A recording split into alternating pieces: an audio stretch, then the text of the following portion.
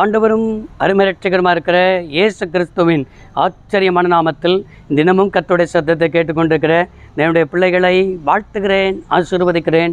நீங்கள் ஆசீர்வதிக்கப்பட்டவர்கள். இந்த நாளிலும் கூட உன் பேச்சு யாரை வெளிப்படுத்துகிறது என்பதை தான் ஆண்டவர் பேசிக்கொண்டிருக்கிறார். நம்முடைய பேச்சை வச்சு தான் நமக்கு நாம் எப்படிப்பட்டவர்கள், நாம் யாருடையவர்கள் என்பதை அறிந்து கொள்ள முடியும். சிலரை பார்த்தாலே ரொம்ப கோபப்படுற மாதிரி இருக்கும், சிலரை பார்த்தாலே ஒரு மாதிரி உள்ள டைப்பாக இருக்குமோ அப்படின்னு நம்ம நினைப்போம்.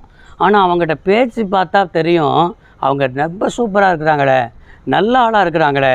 நம்ம இவ்வளவு நாட்கள் வரைக்கும் நம்ம தவறாக விளங்கிக்கிட்டோமே அப்படின்னு சொல்லி எப்படி தவறாக விளங்கிக்கிட்டோம்னா அவங்கள்ட்ட பேசாமல் இருந்தது நம்ம தான். அவங்கள்ட்ட பேசி பார்த்த பிறகு தான் ரொம்ப நல்லவங்க அப்படின்னு தெரியுது. அப்போ நம்ம பேச்சு தான் நம்மளை வெளிப்படுத்தும் என்பதை விளங்கி கொள்ள வேண்டும்.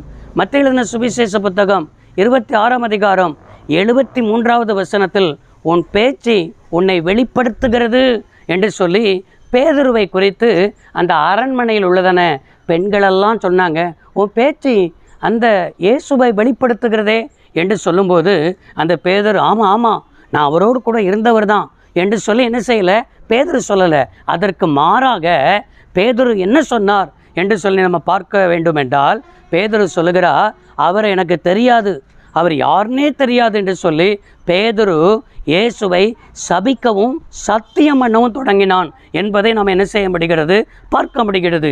எனக்கு அருமையான கர்த்தருடைய பிள்ளைகளே, இன்றைக்கும் ஆவியானவர் உங்களை தான் என்ன செய்கிறார், பார்த்து பேசி கொண்டிருக்கிறார். ஒரு மனிதனுடைய உயர்வும் தாழ்வும் எங்கே இருக்குன்னா பேச்சில் தான் இருக்கிறது. நம்முடைய பேச்சு தான் நம்மளை உயர்த்தும், நம்ம பேச்சு தான் நம்மளை தாழ்த்தும் என்பதை என்ன செய்யணும், விளங்கி கொள்ளணும். நம்ம எப்படி பேசணும், எப்படி என்ன வார்த்தையை பேசணும் என்று சொல்லி பேசுவதற்கு முன்பாகவே ஒரு காரியத்தை பல முறை யோசிக்கணும். சில மனிதர்கள் தேவையில்லாததை பேசிடுவார்கள். தேவையில்லாததை பேசிட்டு அதன் நிமித்தமாக அநேக ஆசீர்வாதத்தை இழந்திருப்பார்கள்.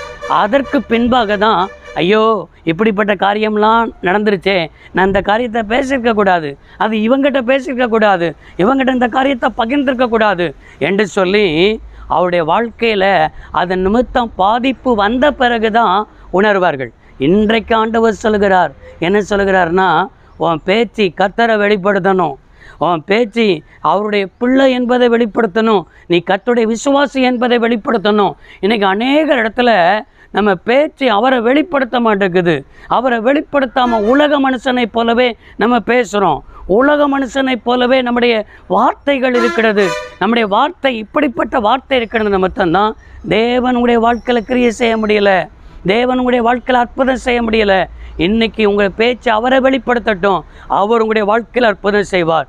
நீங்கள் இருக்கிற இடத்துல அற்புதம் நடக்கும், உங்களை கொண்டு அற்புதம் நடக்கும், நீங்கள் ஆசீர்வாதமாக இருப்பீர்கள். ஜெபிப்போம். சர்வ வல்லமையுள்ள தெய்வமே, அன்பு தகப்பனே, உம்முடைய பிள்ளைகளுடைய பேச்சை உம்மை வெளிப்படுத்த கர்த்தர் கிருபைதாரும். இருக்கிற இடத்தில் உம்முடைய பிள்ளைகள் உம்முடைய நாமத்தை கொண்டு வரட்டும், உமக்கு மகிமையை கொண்டு வரட்டும், ஆசீர்வாதத்தை கொண்டு வரட்டும். இயேசு ரட்சக நாமத்தில் பிதாவே, ஆமென். கர்த்தர் ஆசீர்வதிப்பாராக. God bless you all.